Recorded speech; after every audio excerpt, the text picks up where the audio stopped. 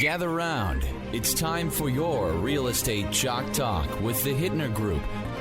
Listen closely as your coaches discuss the culture, the economy, and the political scene, and how it affects your home and your real estate investments.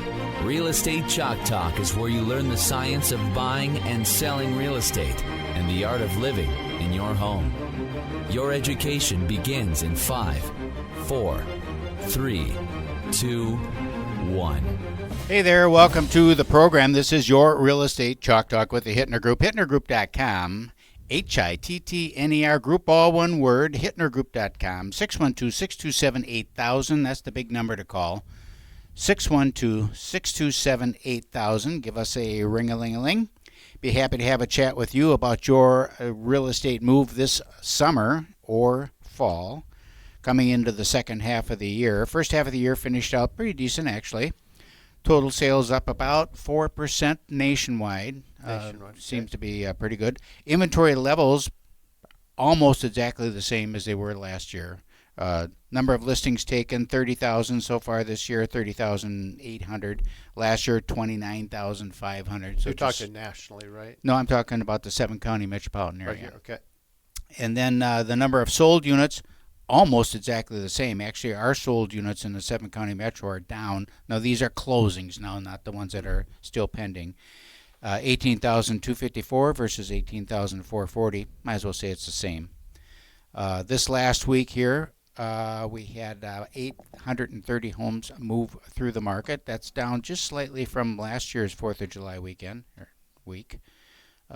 Previous week was up at 1,000, which we've been kind of running at 1,000. We'll see if that bounces back this coming week here. Inventory active listings right now, 8,259, down a little bit from last week. So we had some stuff sell through. People didn't bring new homes on the market over the 4th, so that's going to be kind of sitting there. I expect that to bounce this week. But inventory levels are up for the year, correct? Inventories, definitely up for the year. We're up about 34% since the first of the year. And if I look back and all the way back to 2019, we're just down, which was pre-COVID, only down about 5% from there. 400 fewer listings today than so we kind of recovered out of the seller's market now. And do you think I think there's plenty to choose balanced from out there. Are we pretty balanced now, or do you think buyer market, seller market, or balanced market? Our contract ratio is hanging right about 50%. That's a balanced market number. We're looking at about just under 3 months supply of inventory, so technically that's still a seller's market, and I think we are experiencing that still in some areas and some price. Obviously, in the entry-level price points, it's still very much it's still competitive. Yeah, very competitive. If you're around median sales price or below, yeah, in single family especially, then you're condos, nightmare. Condo market is a nightmare market. We had one this week we'll talk about in the 4th segment where it's just really tough to get condo approval on some of these things right now. And associations I read 6 months worth of association notes 2 days ago because because if they don't mark the box, is there any deferred maintenance on the questionnaire? The association refused to answer. We're not going to answer that question. Well, you need to answer that question. If you don't, then we need 6 months of your minutes. So now we'll read through and find if there's a mention of anything, and it was not great to send those to us. I guess not, because there's a lot of mentioning. Yep, and these are dumb things, and there's literally, these meetings are 4 people, not to take your segment. Yeah. There's 4 people at this meeting, and it's Julie, Don, Steve, and Bob, and they're all homeowners in the and it's a gripe session. Yeah, but it's recorded in the minutes. Yeah, I did the same thing on a condo sale in Edina. Sold well real quick, but it's a cash buyer, so we didn't have to worry about there you go. any of that stuff. But in the purchase agreement, they asked for 6 months of meeting minutes. Yeah, so that they could review anything coming up. And that's we used to the stuff would come through with just like automatic. It would just flow through so easy, and nobody really paid too much attention to it. until this insurance problem came about, and all of a sudden the insurance rates started spiking up, and then now people are they're very concerned about it. Yeah. Yep. And they are reading minutes, and it's funny because you will ask somebody for the minutes, and they're like offended because you've asked them for the minutes. Like, well, don't you trust us? It's like, well, no, actually we don't. Right. That's why the we whole want point. the minutes. So I had to give a summary. So I said the hot dog party was good. There's an emotional support dog that's being a little aggressive. I don't love that. So I put my humor throughout the report back. Yeah, is that sarcastic? Didn't work, yeah. humor? Yeah. No, it didn't work great. Didn't work out. So what about, now I don't want to take Yeah. into your segment, but then what are rates? Our rates are higher in condos Yep, too, a little aren't bit they? higher. Because there's more risk, A lot more risk. Yep. you know. So I was talking to the our owners at Granite Bank, and they said we've had 9 buybacks as a company in 4 years, which is great. 7 of the 9 Condos. condo. Is it an apartment style, flat condo style, or is it, because a lot of what we look at and say that's a townhome, it's a condo. Does it matter? Doesn't matter. Okay, Nope. so they view it all the same. Yeah, well, yeah, and so many of these organizations, they say, Green Hill townhomes, and then you read on page 8 of 17, it's CIC, and you're going, condo. It's a It's condo. a condo. Yeah, so now that opens up a whole other, now we have to do stuff. Townhome, we're fine. Yeah. So anyway, it doesn't, if you have a condo, just let us know, and we're going to get on it right away to make sure it's approved by Freddie Fannie, depending on the type of financing you're doing. So Yeah, and how are spot approvals then? Are they kind of a pain, or do they Same. work out they work out, but pain, right? for FHA Yep. loans? Because I know Yep. that sometimes there are issues with Yep. that as well. Yep, with there's condos always- and condos are just financing. tougher. I think it's Financing, gonna- just you guys have all the problems with. And I think it's financing. going to get worse. I was talking to it's going to get worse before it gets better on condos, because they are going to require a full approval. You can't do these, not a spot approval, but there's another name for it. But they want everything. They're going to want minute notes going forward on everything. I mean, these associations better be careful what they put in their notes. Right. because it's This gonna last one I limit- was doing as well. It's an apartment style condo. It's a large building. She's on the main floor. There are three levels above her. Okay. And they need to know the age of the roof for this individual unit that they're financing. Yep. Yeah. Well, this one had a new roof, but the new roof put on because there's all this money and the financials didn't make sense. But I was looking the other day and I see that there's water pooled by that one drain on that roof. And this is in the minutes. This is in the minutes. Oh, So now great. guess what? And you go, what is that? Have We to need have it more inspected. investigation. We need this. I'm like, oh, mother of pearl. Yeah. Here we go. Yeah. And it's a flat roof, so there's always pooling somewhere. Yep. So then that begs so when they're doing that stuff, when you're doing a spot approval, like you say, and they Yep. got to go through the full, why wouldn't the association just say, look, we're doing the same work, we're going to do it 7 times this year, or we can just do one full and get the association approved? Yeah. A lot of great questions there, Keith. It's the same paperwork, Yep. except they get to do it more Yep. times. Well, they get good at it then. Yeah, maybe. It's like practicing. Get Yep. really good at it. So far, Anyway. I digress. I digress. so our experience then of the spring market, as we see it, I talked to quite a few agents, like from our office and from other offices, because I'm a gabber, so I just chat about what the market is like for them. There's a lot of reporting back that they feel like it's a tougher market, and I don't. I feel like it's a good market, better than it was a year ago or 2 years ago. I just feel like it's a better, more. I guess balanced is an okay word for it. It's just more grounded, I think, in reality. Can I ask you a quick question, Sure. though, that's maybe off the subject a little bit? But we had a deal talking about the market being harder. These data centers that are coming up everywhere. We had somebody who was their home was going to be within such a range, and they're doing all this research and decided to walk away from the deal. Why is that? Water pressure is going to go down because the data centers take so much data or take so much water to cool Yeah, there's everything. Yep. Noise. There's noise off of them. They're worried about pollution. They're worried about all these things. I'm like, oh my gosh. Interesting that you bring But that up. a lot of that stuff is like there's some legitimacy to it too. I have a client A lot that of it's works for unfunded. a large company, and they're working on cooling systems that are closed Yep. cooling systems for these things, so they recycle the same water. Of course and they do. it solves the problem Yeah. of consuming all that water from the community, Yep. as opposed to it just dumping back into the sewer Drain. system or Yeah. whatever they're doing. Yeah, Yep. that's an old. taking water from the well and running it through the cooling system and dumping it out on the back in the lake is like old school. That's These are brand new Yeah, but data that's what's centers happening. they're doing I right know, now. but So, it seems like old school. why is the wouldn't you solution. recycle that and recirculate that water and stuff like it seems like it's kind of a waste and expensive to do. That was a side note there. Yeah. But they're Yeah, clean. well, just- Are we well versed on data Yeah. centers? Yeah. Trying to be well versed on everything. Well, it impacts the neighborhood. Oh, it does, yeah. It's a big building too. Yep. That's the other thing. Forget about everything else. This is an industrial building that belongs in an industrial park, in my opinion. Yeah. It's a great big warehouse. Well, they're Yeah. not putting them up in residential Well, areas. It's some the of them are community pretty darn water close. problems. Some of them are pretty darn close because if Drive you're- down 42 in Rosemount, you can see them all going up. They look pretty nice. Yeah, there are nice landscaping. Yeah. Yeah. Well, with that was just a little side on data centers. Give us a call if you have any more questions about data centers or real estate. Real estate too. That's our primary focus is real estate. Call us 612-627-8000 or log on to hittnergroup.com, HITTNER group.com, and we'll be right back. Hey, welcome back to the program. This is your Real Estate Chalk Talk with the Hittner Group. HittnerGroup.com, 612-627-8000. That's 612-627-8000. Give us a ring-a-ling-a-ling. Happy to have a chat with you. Love talking about real estate in 2026. Next conversation we're going to have is super duper Matt from Blue Frog, new restaurant opening up in South Minneapolis. That's not what it is it?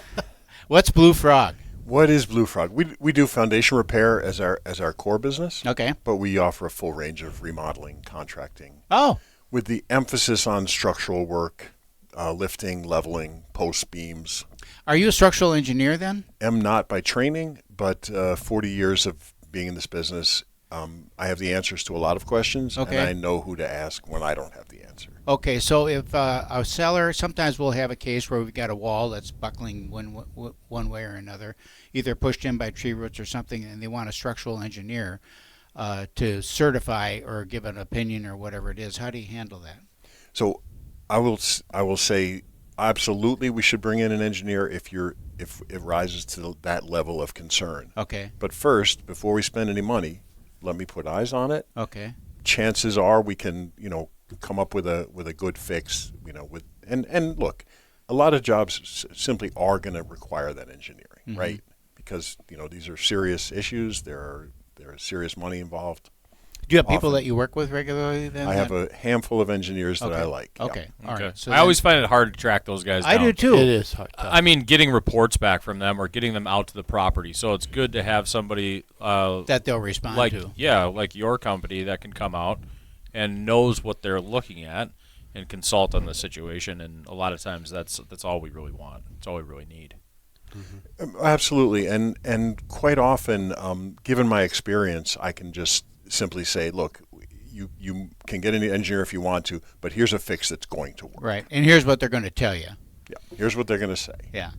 Okay, so now let's talk about the most commonly item that's called out on an inspection, and that would be water at the foundation. They always want to improve the grade at the foundation. We got water in the basement, and It's there's always water. always water. Water is a evil. It's a problem, and managing that water seems to be the issue, and most of the time it's done incorrectly. I totally agree.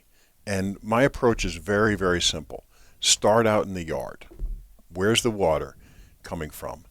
Does the yard slope towards the house? Okay, we have to fix that. How's the roof collection system? How are the gutters? Gutters are very often undersized.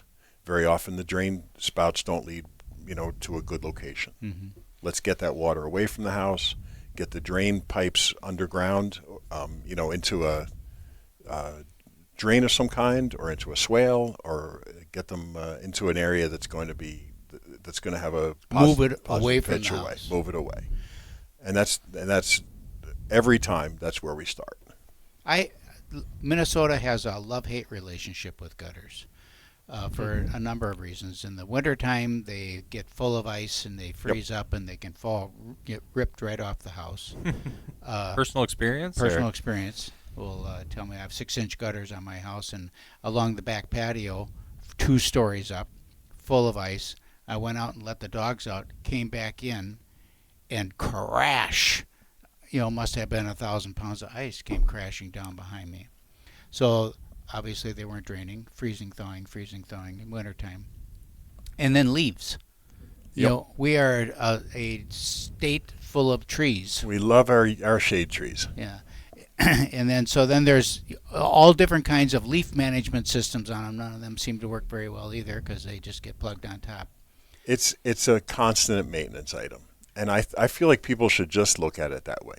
Look, you're always cutting your grass, right? You're always shoveling the snow. Just add the gutter maintenance and oversight to that routine.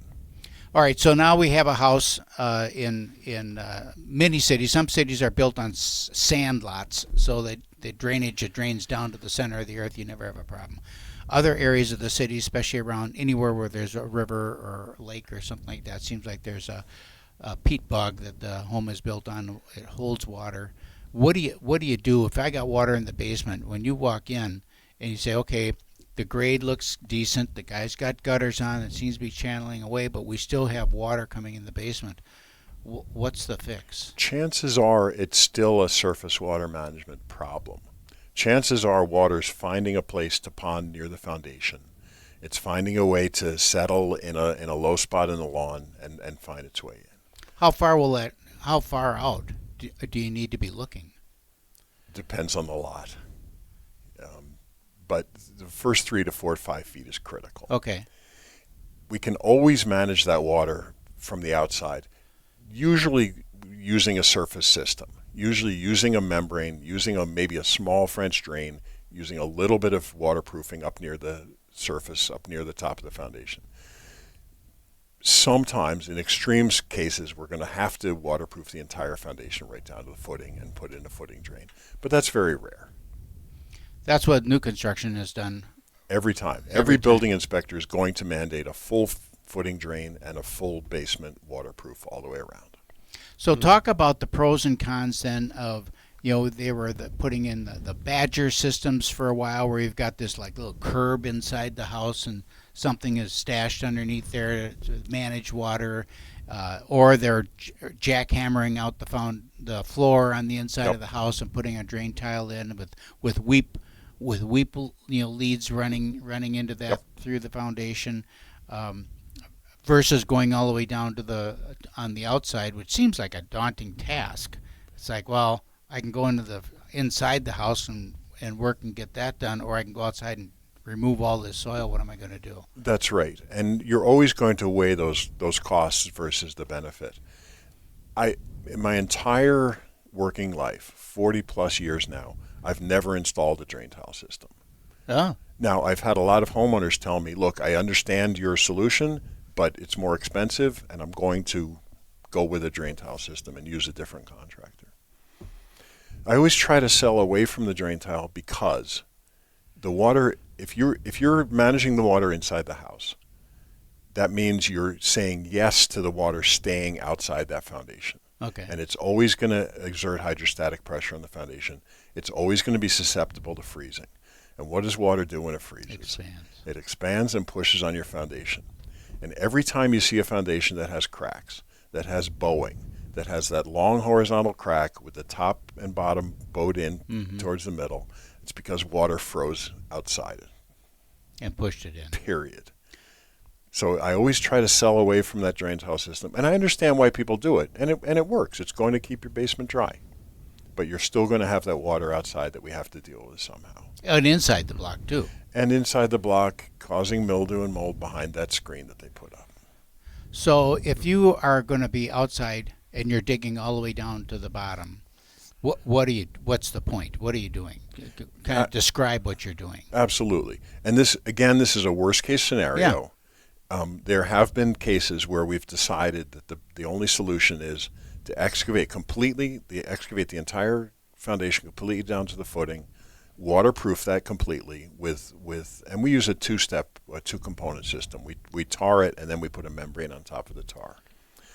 We wrap that membrane underneath the new drain tile, And drain tile is simply a So you said that you don't install you've never installed drain tile. What you're saying is you never installed interior. interior. Okay. That's right. All right, just to clarify. And this drain tile is simply a footing drain. All right. It's simply a piece of pipe that traps all that water and leads it away To where? to daylight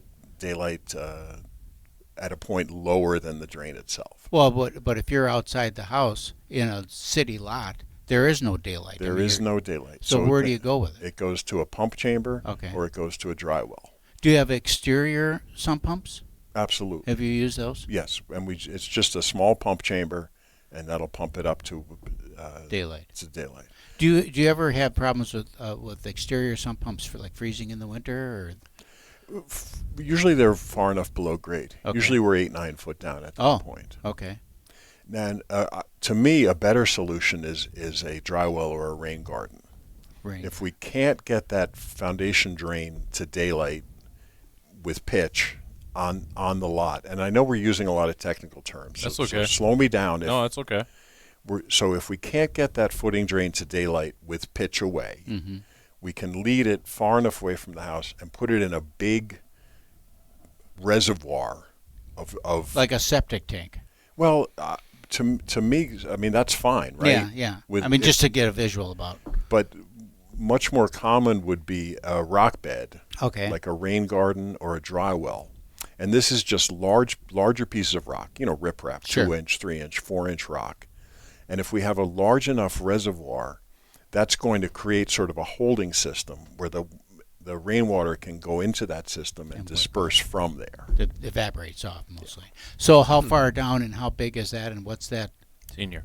made of? Up to- We're going to get that on when Okay. we come back out, or we'll come back in from the break because we need to pay some bills. Good. So we'll listen to our advertisers here for a few minutes, and then we're going to be right back. This is Real Estate Chalk Talk. BlueFrogPond.com. Bluefrogpond.com. That's the website that you need to go to, learn a little bit more about what we're talking about. Real Estate Chalk Talk, 612-627-8000. We'll be right back. Hey, welcome back to the program, Your Real Estate Chalk Talk. Your Real Estate Chalk Talk with the Hittner Group, HittnerGroup.com. HITTNER Group.com. Go to the website, check it out. Lots of stuff to see on there. Search for properties, do all the normal stuff you would do on a real estate website. 612-627-8000. That's the better way. Give us a call directly. We'll actually answer the phone. 612-627-8000.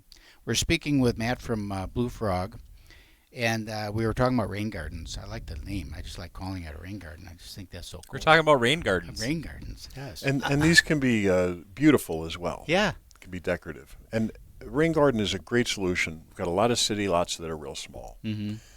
Often a French drain, curtain drain can be very near the surface. If you've got, let's say your neighbor's house is 10 feet away, right? But they live uphill from you. So all the water from their lot is coming down to the side of your house. Right, sure. Very typical South Minneapolis Well, scenario. yeah. Right? I owned a house in Lakeville that was like that. I was always like down here and looking Yep. up when it's raining and all the water running down in my backyard. Absolutely. You can just watch it happen.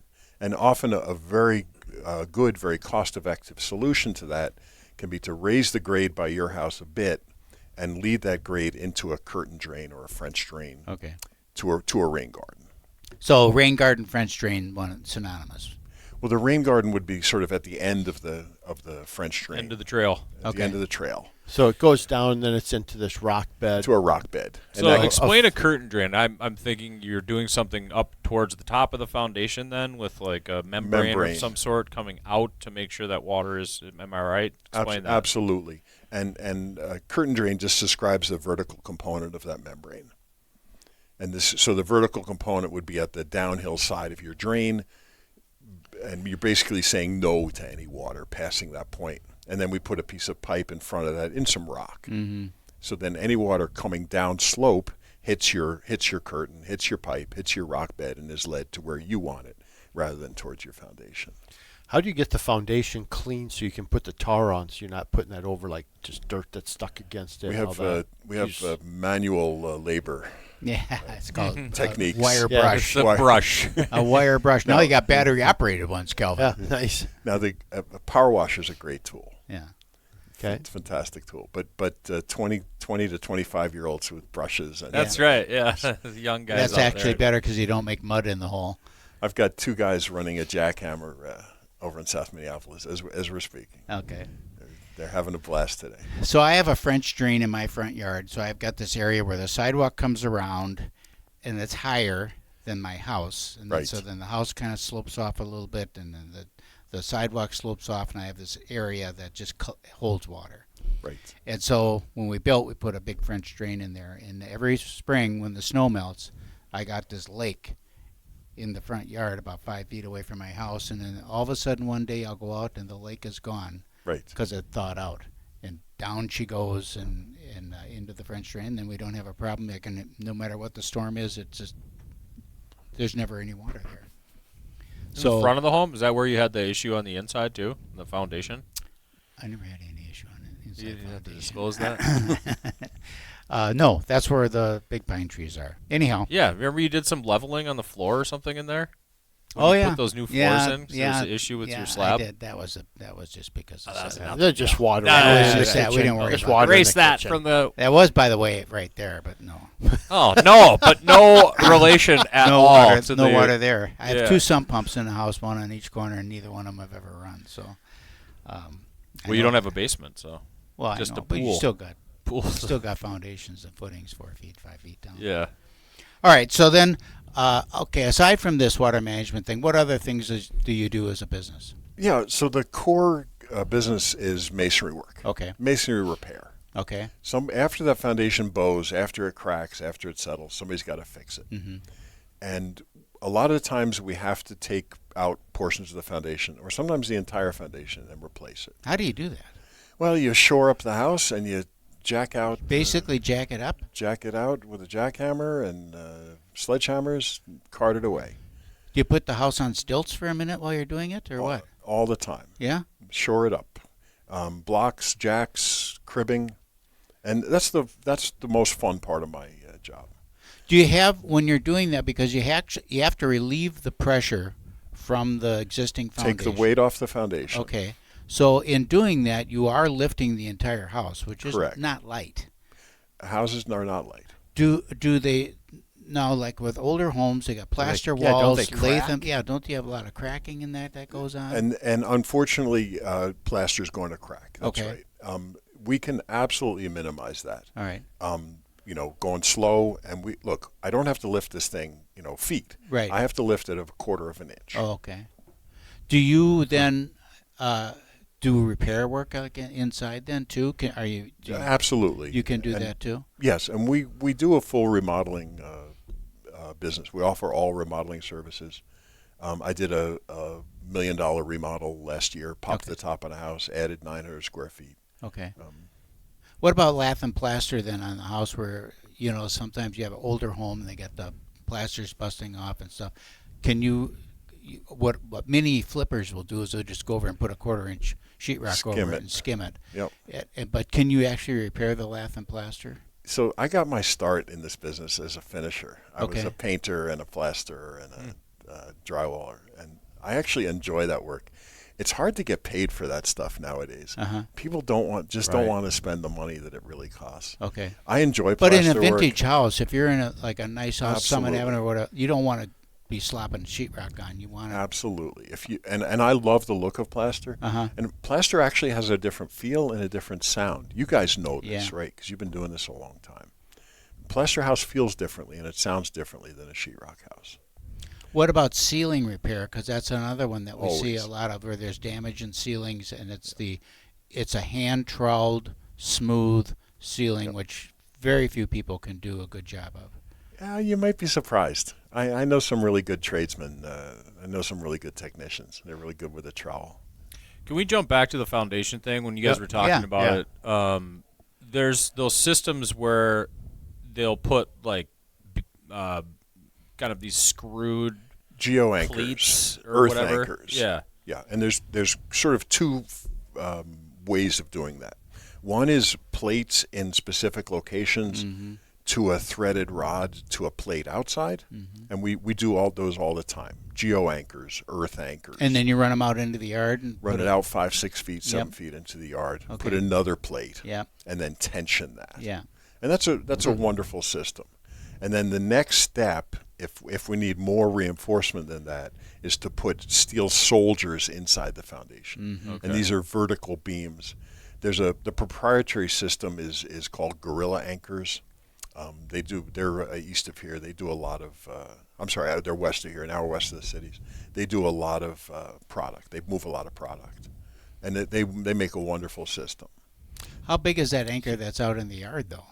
24 inches. Okay, doesn't seem like very much. Don't you have the doesn't take compression of the soil? And So put a shovel in the soil and push on it, right? And you're a strong guy, right?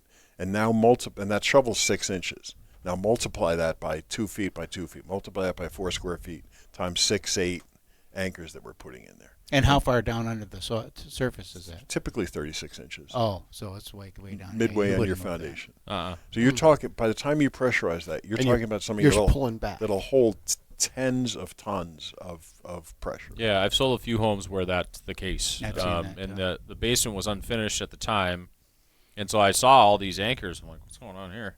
Yep. And then we also employed it on an issue in a St. Paul house where it was, it's not, the foundation isn't lost. So if the foundation isn't lost, then using a system like that as opposed to redoing the entire foundation wall, it's still a lot of work, obviously. No, it is a lot of work, and it's fairly expensive. I did an install a couple weeks ago that was $5-6 grand to stabilize the whole foundation. That's not very expensive. That doesn't No, seem- I'm sorry, Just- not the whole foundation, to stabilize the whole wall. Yeah, but So I mean, about to 20, me, it's like 20 linear feet. But to Oh, that's replace 'cause that, you're rich, senior. no, but to replace that, to replace that would be 20, 25K. Yeah, exactly. for sure. So it's a multiple of that. and then the only thing about it sorry. is that it can appear unsightly from the inside, and people Yes. get nervous about it. And that's the biggest thing we run into. What More I about run the education of what's going on. Yeah. right, and I love educating people. Right, I get a lot of calls from realtors. Hey, my buyer's concerned about this, and I love being able to walk in and say, okay, here's what they did, here's what's going on, and you have nothing to worry about. Right? Yes, I know it looks scary. Get a crescent wrench on there and tighten up that bolt a little bit, and you're good. I do that every 30 days, though. Yeah, and I love and people will see nowadays. People didn't grow up like I did, where all the old guys built houses, with mud and sticks. Yeah. Right. I mean, guys used to take a handsaw and build your kitchen, Yeah. by hand. Yeah. Right. Could you give us your contact information for those listening? Absolutely. So bluefrogpond.com. Blue Frog is the name of the company, and we do foundation repair, water management. 612-886-4988. Thank you so much. We're going to head out to break. We'll be right back with the money segment when we return. Log on to our website, hittnergroup.com, HITTNER group.com, and we'll be right back. Hey, welcome back. Thanks for sticking around for the big money segment of the program. Kelvin Kamick, ladies and gentlemen. Granite Bank, 651-231-2500. You know what? I was thinking this morning, I told Kelvin at Coffee Clutch this morning, I am so excited about interest rates because they are less than half of what they were when I started selling real estate. Less than half. It's exciting times. It's exciting Isn't it? times. Yeah. So And that's what Money is so cheap. that's what every old person says. Oh, Back in my day, shots. those rates were like, Well, just no no, one but cares. Bubblegum used to be a nickel. Bubblegum was a nickel. I know. Today it's No. more expensive. Interest rates were high. Today they're cheaper. They're It's cheaper. fantastic. Rates are fantastic, but they're a little higher than they should be right now. Well, they're higher than they were a week ago. So yep, what? they're in 10-month highs again. So it's funny. I have my document, and then I look at 2 weeks ago, mortgage rates quickly approaching 1 month lows. Yeah, and here's and then what- this here's- week, mortgage rates back up near to 10-month highs. Here's It's what they like- get so excited about 1 month. Yeah. Like, what a historical I know. perspective. I know. right? Rates have been. This is the lowest rates since yesterday. So rates right now are kind of mid. And what's also interesting though is rates move dramatically throughout the day, Yeah. and then at the end of the day, It's all about the same. All about the same. So, I mean, we've been talking about mid-6s for some time, and then we're like, oh, it's getting a little bit, maybe low 6s, but we're back to mid-6s. National average is 6.68, 20, and that's, remember, that's perfect credit, perfect down payment, traditional mortgage, Freddie Fannie deal, right? So, so rates are kind of where they are. It's not horrible. I don't think it's slowing the market at all like it did for a while. When rates were high 6s. That was a rate sevens. shock because they went from 3 to 6 like overnight. 7 months. Yeah. So I don't think we're stopping anything. In fact, I feel, and we talked about that, and you can give your real estate update, but I feel like we're in a really balanced market right now, almost leaning at times towards a buyer's market on particular properties. But then, as we'll talk about, our cash to win program, I just always like hitting on that, but cash to win, we had multiple offers, 6 offers. We came in with cash, won the deal because there was multiple offers, 6 offers on the property. So there's still multiple offers going on. What price point was that, Calvin? High 300s, exactly like you said, right? Yep. Anything from 350 to 500. And if it's in good shape, a nice home, you're probably going to have a lot of good activity on that deal, right? But then I was reading also the high-end homes are pretty active as well. So what are you finding on you have some expensive listings right now. So first give me a quick update on the real estate market, and then tell me about your high-end listings that you've got right now. Okay, so we've got 8,200 homes on the market right now. That's about the same as it was pre-COVID. We're right about there. They slumped a little bit last week because of the 4th of July. People aren't going to bring new listings on the 4th of July. So we are at that 34% more properties on the market today than at the beginning of the year. We're at a significant increase in the amount of numbers from even from last year. If you look at a year ago, we had 7,300. We're 800, almost 900 more properties for sale today than a year ago. So pretty good market, balanced market. Contract ratio, that's the number of pending listings versus what's for sale, is about 50%. Pretty balanced in that way, about 3 months supply of inventory. Number of listings taken this year, about the same as it was last year. Number of solds this year, about the same as it was last year. So it's not growing exponentially, but it's pretty doggone stable. And what we're finding is the people that are moving now are people who are moving because they need to move, family stuff, life, as opposed to speculation, buying because they can, and the more like the wish buying. I think that the wish buying is kind of past. Kind of. Oh, yeah. It's past. We worked through that. Yeah, we did work through that. So now it's the buying because mama's pregnant. I need it. Yeah, or moving, or deaths, divorces, all those things. Yep, all the life stuff. So what's driving? Driving rates right now is really inflation, and then the Iran stuff, right? So the reason this article that I was talking to Junior about, Trump says one thing, right, and the markets respond, and a lot of times he's saber rattling, right? But the markets don't know that. You think they would have figured it out by now, wouldn't you? Right? You've been doing it for 12 years. Right. So the average, so they're just talking about the fact when he said, hey, the ceasefire is over, rates went, literally within 30 minutes we had a price change. Yeah. Because bonds everybody gets nervous. This happens, because he said, now they're just going to bomb the crap out of each other again and just back to the Is that what's happening? I haven't paid any attention. Yep. Oh, good. Yep. So good. The bombing is mostly one way, though. Yeah. There's not bombing each other. Oh, there's no each other. No, there's no each other. They go after. They take some drones after ships that are going through the Straits of Hormuz. Harass them. And that's what caused all of this. Markets up. Yeah. Anyway, so that's what's going on right now, and they were talking about rate cuts. Now they're saying, hey, we'll probably have one interest rate increase by the end of the year. But I read yesterday that there are some leaks in their memorandums and stuff, and that the Fed is pretty split on that. Very split yet. And Kevin's got to he's got to make his way now, right, to figure out what's his stance going to be and what positioning. And it was a Trump guy, right? So I kind of want to believe that they'll not do that, but I just need we just need rates to really have the market going. We have to be between 5.5 and 6.5 or 6.25, and just if we could live there and give me a decade of that, I don't need them at 5, and I don't need them at 6.5. I need them just in there, and we'll have a great market, a good run. right? Yeah. 10-year run. That's I all we think need. so. Then you can hang it up or what? That would be great. Right? So cash to win real quick. I just want to touch on the 3 areas of cash to win. One we talked about earlier.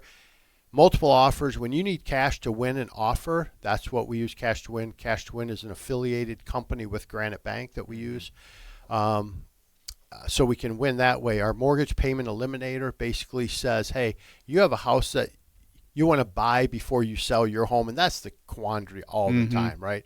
Well, we have a mortgage payment eliminator, which basically says we put a purchase agreement on your existing home that you're going to sell anyway. We're kind of your backup offer, right? Kind of like I was a backup boyfriend most of my life, right? Yeah. So I'm a backup guy, you know.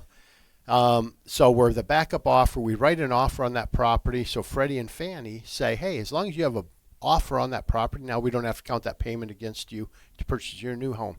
Now we come in non-contingent on that new property. We win. You're responsible, guys. Sell that house. Let's go. Because we don't really want to buy the home, but we do. But we will, and that's our third, which is that trailing property purchase.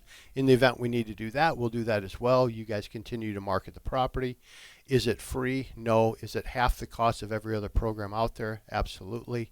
I like that mortgage payment eliminator. Yeah, like that. I do too. I changed the name. I like that. Yeah, I changed the name on it because it was DTI eliminator, and nobody knows what DTI means except our listening audience. You love DTIs. I do love that, but no one understands me. You can go through the ratios that way. Yeah. So anyway, 3 aspects of cash to win.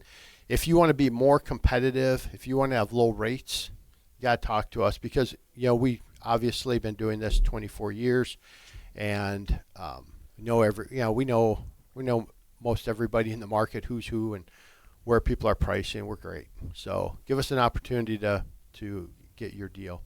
This cash to win and the DTI eliminator, or whatever you want to call it. Mortgage Payment eliminator. It's not a new concept. It's it's old. I mean, we had it. We used to do buy this house and we'll buy yours. We get these big ugly yellow signs. You put them in front of the house with an 800 number on it. And say, buy this house and we'll buy yours. That was when it was a strong seller or buyer's market, and the sellers were having a hard time selling their house, so they were worried about it. So then we would say, well, we'll buy your house from you.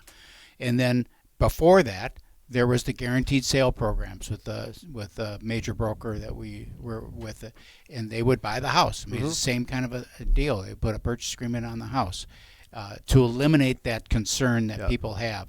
And when you have, what I like about it is that you got families with kids, dogs, pets, rabbits, the whole deal. You know what that's like. You go in the house, you clean it all up, get it ready for a showing. You go out and take the garbage out to the curb. You come back in, the house is a disaster because you got 5 kids in the house, living. Speaking from experience. Yeah, I am speaking from experience. So it's very difficult to keep a property show ready. This eliminates that need. So you can say, I got a backup plan here. Maybe it's your primary plan. And with this program that you guys have, it can be the primary plan because it is at market. Yeah, that's the thing I want to mention. This is not the discount, the big red check, the big arms, all that bullshit. Yeah. It's not that at all. Right. It is a full price offer. Give us a CMA. We do a automated valuation, and we're going to give you. Match it up and just check it. Yeah, just make sure, right? Yeah. So they don't want to pay inflated prices either, but it's at market. Yep, it's at market, which is a huge deal. Yeah. Huge deal. So anyway, love to have that conversation with you. Before we go, I've got a minute left. I want to ask Matt with Blue Frog LLC, contracting, Blue Frog everything. Blue Frog, where'd the name come from? Because we never touched on that for 2 segments. We just wanted to think of something memorable. Okay. It's an image, right? You think when you hear Blue Frog, you think of a frog that's blue. Yep. So you might remember that. There's so many names out there, Apex, Amex, A-Crack, A-Jack. Who knows what these people are? I don't know what they are. Yep. And you can do a fun little logo with it. And you can do a great logo. You need to get a truck wrap or something. You got that? Not at the moment. Okay. I got a guy. Yeah. My son got his trucks all wrapped. Yeah, that's fun. You should have contacted me. I got a guy. He's got a guy. Everybody's got a guy. So anyway, you should have a guy that's in the mortgage business, and that's me. We do. 651-231-2500. Calvin Kamick, thank you so much. What's your website? Do you have a website? Yeah, mysmartermortgage.com. That's what it is, mysmartermortgage.com. Real Estate Chalk Talk, that's it for this week. Call us, 612-627-8000. See you next week.